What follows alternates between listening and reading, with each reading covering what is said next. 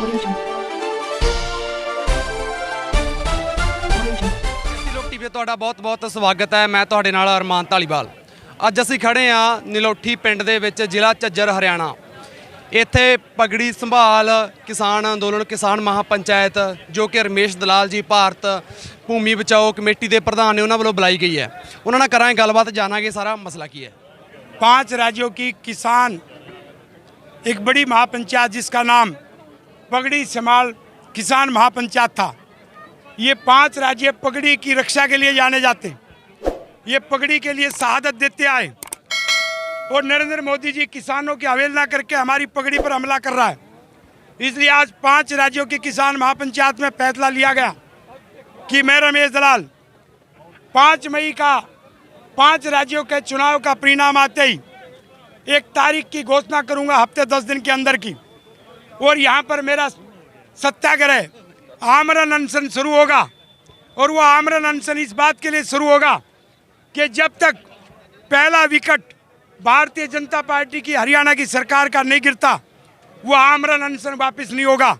और 5 राज्य के किसान उसमें सहयोग करेंगे, हमारे समर्थन में आएंगे।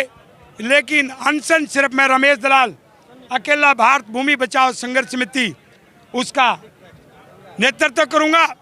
और जिस प्रकार से हमारे गुरु तेग बहादुर जी ने, गुरु गोविंद सिंह जी ने और सेनापति धर्म सिंह दलाल जी, जो 5 प्यारों में हमारे ही वंश के थे, उन्होंने जिस प्रकार से शहादत दी, हमारी शहादत भले ही हो जाए, लेकिन अब हम इस कट्टर सरकार को नहीं चलने देंगे, ताकि यहाँ से संदेश पूरे देश में जाए। और मोदी या तो किसानों की बात को मान ले, नहीं तो इसी 2021 में मोदी की सरकार को चलता कर दिया जाए। अब ये लड़ाई हो गई, इसलिए अब याचना नहीं रण होगा, अब याचना नहीं रण होगा। और अनशन संविधान सत्याग्रह बड़ा भीषण होगा। ये 5 राज्य के किसान जो पगड़ी को मानते हैं, इस पगड़ी की रक्षा के लिए रमेश दलाल के प्राण भले ही चले जाए, लेकिन जब तक हरियाणा की कट्टर सरकार नहीं गिर जाएगी, वो अनशन खत्म नहीं होगा। और लोगों से शांति बढ़ाने की मैं अपील करता हूँ। गांधीवादी तरीके से लड़ेंगे और जीतेंगे, और ये लड़ाई हमने जीतनी है। और मेरे नेतृत्व में भारत भूमि बचाओ संघर्ष समिति या दूसरे बैनर पे रमेश दलाल के नेतृत्व में जब जब किसानों ने परीक्षा ली, आज तक 45 से ज़्यादा आंदोलन सफल हो चुके हैं। मैं नहीं चाहता कि जो पंजाब के किसानों ने लड़ाई शुरू की, वो लड़ाई ठंडी पड़े। और पहली बार हमारे पंजाब के किसान हमारे बॉर्डर पे आए, हमारे क्षेत्र में आए। मैं चाहता हूँ हमारी जीत का ढोल बजने के बाद ही हम इनको पंजाब में भेजें। इसलिए अब हम शहादत की तैयारी कर चुके हैं। हम पुलिस पे, फौज पे आक्रमण नहीं करेंगे, हमारे भाई हैं, लेकिन हम गांधीवादी तरीके से अनशन करके अपनी शहादत देंगे, ताकि हरियाणा की सरकार को गिराया जा सके और अपने पंजाब के पूरे देश के किसानों को जिता करके वापस इनके घरों में भेजा जा सके। ये हमारी भीषण प्रतिज्ञा है। और हरियाणा ये कुर्बानी देना जानता है। हमें पाड़ने के लिए एसवाइल का मुद्दा छेड़ा, हम भाई हैं, 100 बार लड़ेंगे, पानी फिर ले लेंगे, वो हमारा आपसी मामला है। लेकिन 2 भाई कोई तीसरा आके और उनके बीच फायदा उठाए, वो हरियाणा पंजाब ने कभी नहीं होने दिया। इसलिए 5 राज्य इकट्ठे होकर के यहाँ पर आज ये फैसला करने में इन्होंने अपना समर्थन दिया, प्रस्ताव पास किया। इन 5 राज्यों के सम्मान के लिए, चाहे ये किसान मेरी चमड़ी की जूता भी बनवाना चाहेंगे, तो मैं अपनी चमड़ी का जूता भी किसानों के 5 राज्य के लिए दान देने के लिए तैयार रहूँगा। एक अनशन तो बहुत छोटी बात है। इसलिए बहुत ही भयानक, बहुत ही बड़ा आंदोलन अब हरियाणा की इस नीलोठी से, जिला झज्जर हरियाणा से 5 मई 2021 के बाद शुरू होने जा रहा है। और अब देखिए कि मोदी जी झुकते हैं या पगड़ी झुकती है। पगड़ी ने आज तक झुकी है, न झुकेगी।